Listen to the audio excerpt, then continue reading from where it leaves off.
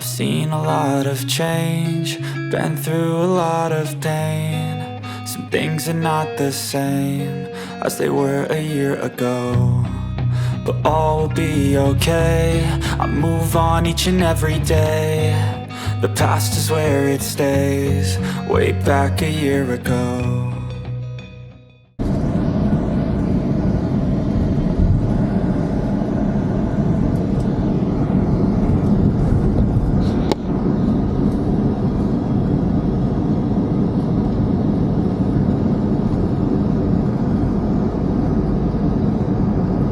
Ladies and gentlemen, over there you can see the local train of Casablanca. And now we are close to downtown. We are actually in the downtown. The first settlement of French people when they came in 1912, so they decided to build this area. So that's why you can see the Gothic style of Europe. The Gothic style. We call it the Gothic style.